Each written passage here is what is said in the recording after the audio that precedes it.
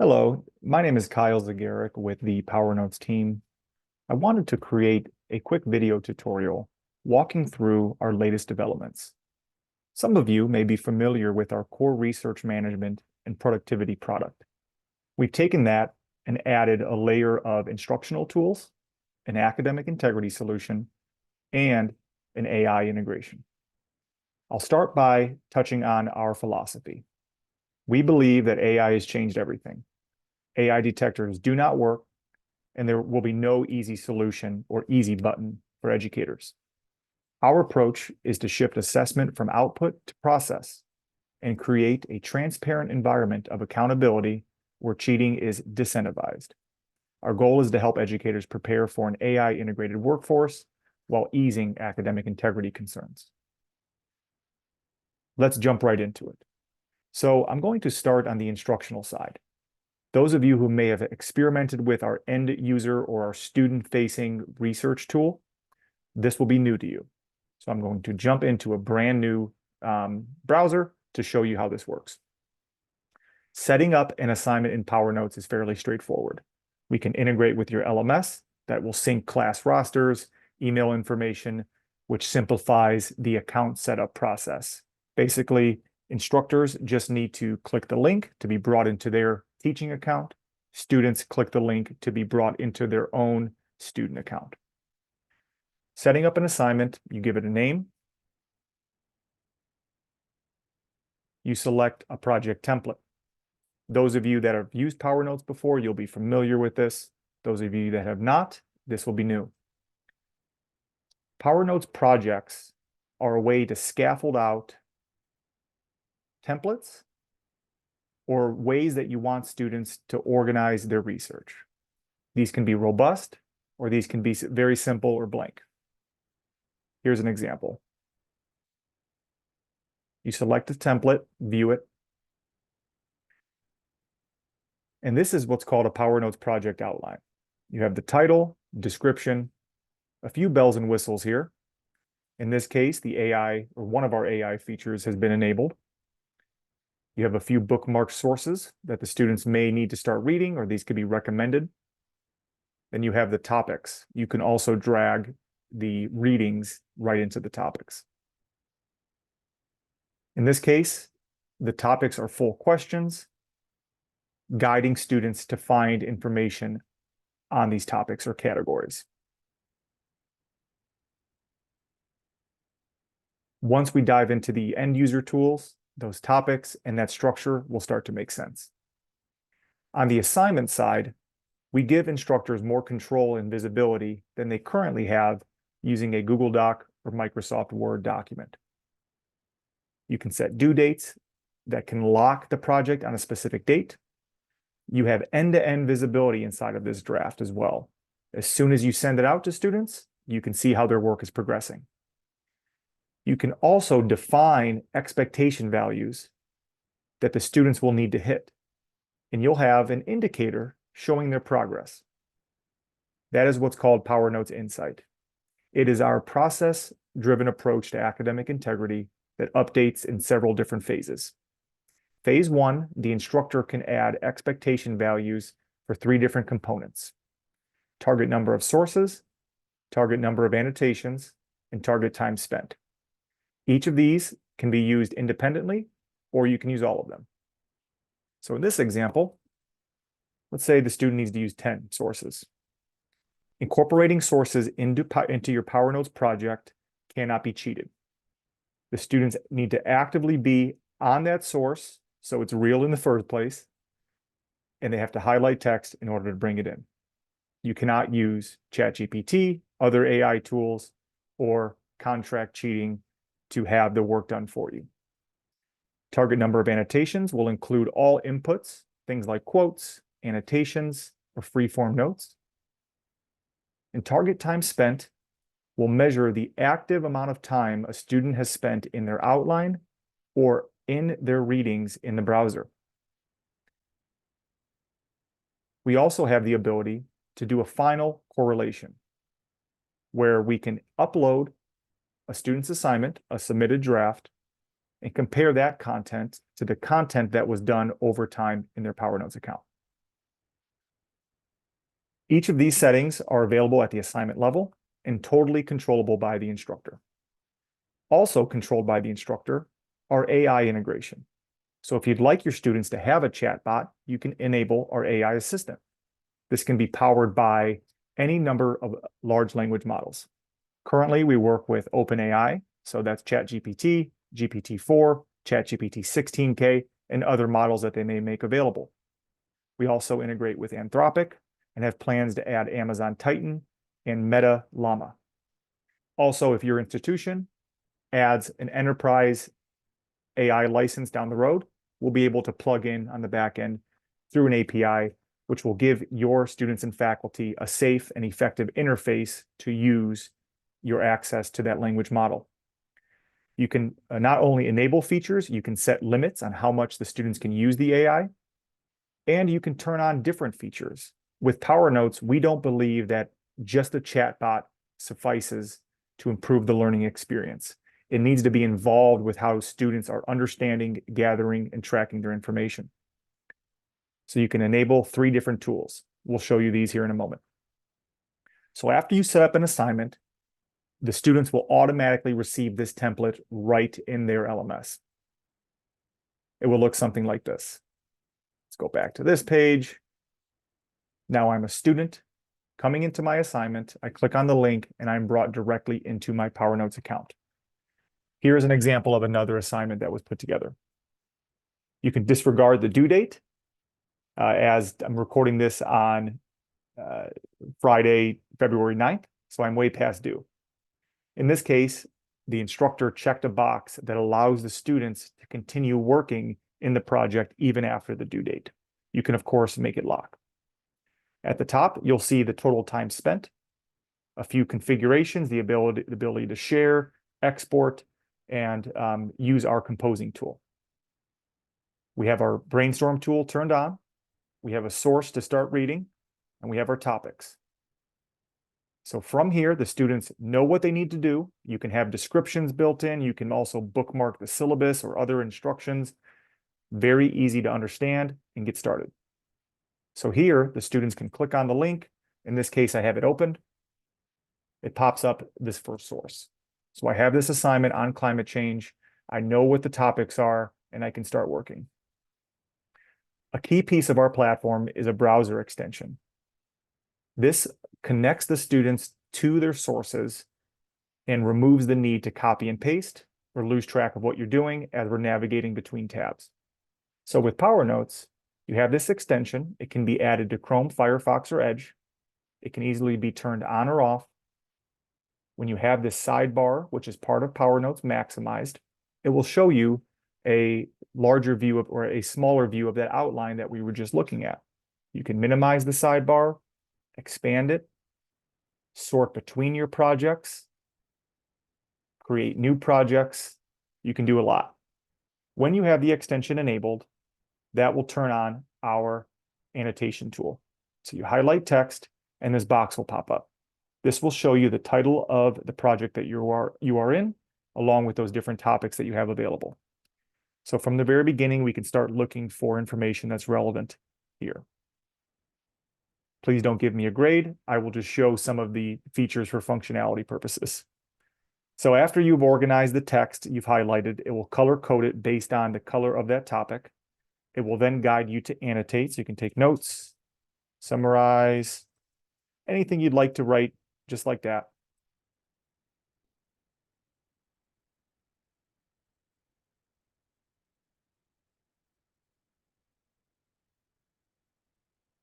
And as you're reading, you can organize your thoughts into these different topics or categories.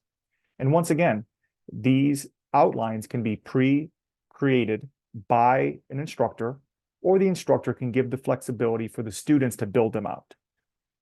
As you highlight text and you go to organize it, you'll notice there's an Add Topic button. So even if you're starting from scratch, you can expand on your outline as you're reading. Over here in the sidebar, you'll notice that the information is being saved in real time. Here, each quote is put in quotations. It's locked, so you know it's not yours. You have a link directly back to the source, so you can never forget where it came from. PowerNotes will grab that automatically. You have your annotation field. You can always edit, and we have an automatic citation tool. So we've built citation management into the capturing and outlining workflow so students don't have to rely on another citation tool or building them manually. If the instructor wants them to build it manually, they can turn off the automatic citation tool. In this case, it's turned on. I click a button, the view will change. Here I can see more information about this source, including the citation. If the citation is not accurate, I can always edit, and I can click Save. Instructors also have the ability to add another layer of annotation at the source level. So the outline, the research outline, is really designed for gathering evidence. You're finding things relevant to those sources, supporting the topics, and so on. With source notes, you can add an entirely new layer. In this case, I have not yet added any, but the instructor can come in here and maybe say, tell me more about the author. And these can be pre-populated by the instructor. The students can do it manually as I'm doing it here. There's a lot of flexibility. How about the publisher or source? Any question you want to write, you can have them in here and they will pre-populate with each source that the student accesses, and they can answer the questions here. This information will be saved separately from your research outline, and you can export it into a spreadsheet. Of course, this feature is not required. It's just another way to annotate and think about your sources. It's found right here on the source information page when you're confirming the citation in the sidebar. So let's click Save. Now we have a saved citation here. For the sake of time, I will not show many other sources, but I'll give you an overview that PowerNotes will generally work on anything that can be opened up in the browser. So that includes PDFs, all of your library content. We also have library integrations that help with discovery. We have an AI feature that helps with discovery. Pretty much anywhere the student goes, they'll be able to use PowerNotes. Even with PDFs that are hard to work with, we have our own built-in OCR tool. So let's take a look at one of our AI features called Discovery. It's found here in the sidebar. This is one of them that can be turned on or off, so it doesn't have to be turned on if it's not relevant to the assignment. But what happens, you click a button, and the AI will do three things. It will generate a summary, provide research topics, and open up a Q&A. So the summary is fairly straightforward. The research topics are a little unique to PowerNotes. So in this case, the instructor linked out this one source for the students to start with. Maybe they say, I want you to start there and find research as you continue your work. So the research topics will say, from the text on this page, here are other search terms that might be relevant. This is all generated by the AI, so it's of course important for the students to come in here and actually read through them and find something that might be relevant. If it is relevant, the students can click into the research topics and PowerNotes will run a search. By default, the search is set up through Google. So what you're seeing here is a Google search. We can also configure this with your school's library. So the results shown would be a direct pull from your library discovery API. That also works in Google. That's how the tool was initially designed before AI. So you can run a search in Google, go search on climate change. On one side of the page, you will see results from Google. On the other side, it will say results from your school's library. So from here, you will see 10 results. You can click these links. It will open up a brand new tab. And from there, the students can start using the source, of course, if they have access to it, and continue using PowerNotes on it. Below the research topics, you'll see a Q&A. So this is one of the places where you can close the AI's knowledge base to show or to get information only that's relevant to the source. So what I mean by that is we'll start by asking and answering 3 questions. But if you ask a question in the Q&A field, like what is the meaning of life, the AI will tell you that's not relevant. But if you ask it about something that is relevant to this page, it will identify that for you and provide more information. Once again, this is called Discovery. It's one of 3 AI tools, and it can be turned on or off. Let's grab some more research here. We can our pretend research for the sake of this example, because I want to give you an idea of what closed prompting looks like. The highlights can be short. Whoops, need to annotate that one. Let's just keep it like that. I think that should work. So let's jump back into our outline, see all the information we've done. The time on task tool, which is enabled here, it's not required. We'll keep track. I may need to refresh if that does not reflect the appropriate time. The timer has tracked we were active 2 minutes in that source. But of course, you may need to refresh. It often lags behind by a minute or so. So from here, we have some research. You can also add your own writing. In most cases, students will add sentences, ideas, and they'll start to build them into their outline and start to support their research. All of these cards can be drag and drop. You can comment on these cards. In a professor to student situation, the professors can come in and comment. In a group or collaboration situation, you can have any number of students in here collaborating, commenting, and working together. This also works in the sidebar. So you may have 10 different students all reading and annotating the same article. You can see what's being pulled in. You can comment and annotate and open up a thread. The comments are labeled with the person's name, and they're also time-stamped. You can also sort through projects. You can sort through projects by date. This will put the work in chronological order, down to the minute. You can also sort through your work by source. This will show all of the sources that we've incorporated. And you can sort by editor, showing who did what. This is not too exciting because I've done everything. So we also have the AI chatbot here called AI Brainstorm, and this is the second of our 3 AI features. You activate it by clicking Brainstorm with AI, and it will open up a discussion thread, or open up a prompting thread, excuse me. From there, you can do things like ask it questions. Once again, this example you're seeing here is with OpenAI's ChatGPT 3.5, so the free version of ChatGPT. However, we can plug in GPT-4 or other advanced language models. But I might say, what are research topics on change mitigation? I send it out. The AI will label the person's or show the person's name doing the prompt, so the account, because you can have a number of students doing this. Here's the actual prompt, and in purple, the AI's response. So there's a security benefit or data privacy benefit because of our API with these large language models. So the prompts, the content being sent out, the responses, they will not be used for training purposes in the same way. And of course, the student's identity is protected through the API. So as you can see, you get a response. You can talk back to it, just like you would if you were prompting with ChatGPT. And you can start as many sessions as you'd like. In that case, maybe I was just getting a general understanding, but I don't necessarily want to use those responses in our assignment here. Now, this is likely how you will not have your students use the AI, but once again, this is why you can turn off this feature, which we call open prompting. But if you wanted to incorporate something into your outline, let's get a piece of content. So I might say, write and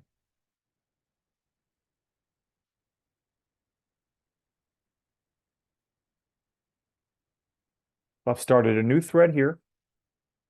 And here's my question, here's the response. Now, here's a case where I might want to promote this into my outline. And once again, the AI feature is enabled in the first place, so that means that the professor turned it on. So all of this is transparent. The students cannot delete it. Once they actually promote it into their outline, as I'll do here, I'll add that to my mitigations topic. As you can see, we have the AI generated text, a citation, and it's tagged as AI generated. Once it's in the student's outline, they can edit. add their own writing to the AI output and start writing together, just like that. If there was an edit made, you'll be able to view the differences and see a red line version. And you can also see the original AI output. As these projects become large, you might want to go back and take a look at how they got there. It'll bring you right back up to that thread. So I keep starting new sessions. Down here under previous brainstorms, the AI will label your old sessions. You can jump into them if you'd like. They're timestamped so you know when you did them, and they're visible to anyone who has this project. You can also do what's called closed prompting. This capability has generated the most interest in terms of our AI integration. So what we mean by closed prompting, it means we're closing off the AI's knowledge. The AI's knowledge is typically where people get in trouble, relying on citations, relying on sources, relying on information that could be made up in the first place. It can be biased, inaccurate. There's a lot of things that can go wrong, as we all know. But if we can control the AI's knowledge base to only operate on the research or writing that we've added, we substantially decrease the chance of those things happening. So let's give an example of that. So I might say, from this research, write an introduction paragraph.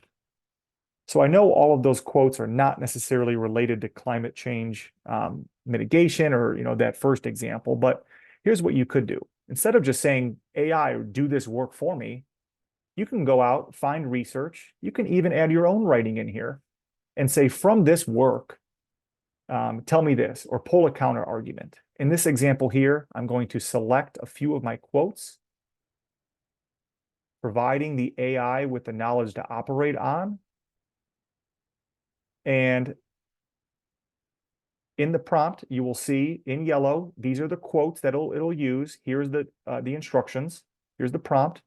And then below, here is the introduction based off this information. So I, as the student, as the human being, went out and found these sources, made sure they were real. I might have evaluated them as part of my assignment. I brought them in, and now I'm using that, intertwining it into my writing. There's always a thread back to these sources. So if there's a professor who says, this is a great response, how'd you get here? There's always a thread showing where it came from. Let's take that, let's put that into our outline. Perfect. As all of this work is happening, the insight score is being tracked. Let me give you an idea of what that looks like. So you have an assignment manager for every class and for every assignment. So here is my assignment manager. I have a link into each student's project from a teacher's view on the left-hand side. I have the student's name. I have their insight score. And once again, this is an indicator towards their progress. Let me refresh here, see if that makes an update to what we've been doing. On the right-hand side, we have the total time spent in aggregate. Once again, that might lag behind by a minute or so. And then here we have what's called Composer. So with a previous student, I used Composer. I'll give you an idea of what this looks like from the student side first, and then jump in and show you what it looks like from the instructor side. So real quick, let's jump back into here. Because now, if we want to take this work, we've built this outline, we've added our writing, we want to either start writing or continue writing. You can also begin in Composer, or you can export it to a Word document or a different spreadsheet. So if you want to get your work out of PowerNotes, you can export it and continue working from there. All of this work will remain in work history, or you can use what's called Composer. Composer is our own word processing doc. And you can take your outline, you can drag and drop information, take your quotes, move it around, start to add your own writing in here. Just like that. And it's a great way to transition your outline into this word processing environment. This is just the first version. It launched only a month and a half ago. We're very excited about it. but the key functionality, at least initially, will be providing professors with the option to disaggregate the student writing. So I'll show you what I mean by that with my example student Juan here. So Juan has submitted their draft. Please don't give them a grade. I did the same thing for functionality. I submitted it yesterday, or I'm sorry, 2 days ago. So this is what the instructor would see. There's not much here, but the key functionality, at least on the front end, is our review mode. So review mode will disaggregate the writing. And we have the ability to do this because of the way that inputs are added to the PowerNotes framework over time. So the student typed this in. There's no color code there. In gray, this is a quote. You can actually expand the outline, but in gray, that will indicate this is a quote from the outline. It'll show you where it came from. Then you have a citation. In blue, this is AI generated text because it came from our own AI generated prompt. So we can flag that as AI generated, even when they drag it into their composer environment. And down here in yellow, that text was copy and pasted. So it just gives instructors a quick way to say, what did the student write? What was copy pasted? And what was AI generated? And they can see how it all flows together. And they can turn that off and give feedback with or without that turned on. This is all part of our larger end-to-end ecosystem where we're trying to help students get in a better position to start their research, start their writing, make them more confident, and then provide instructors with an ability to disaggregate their writing at the end. If this is interesting, we'd be happy to share more information with you. Thank you so much for your time.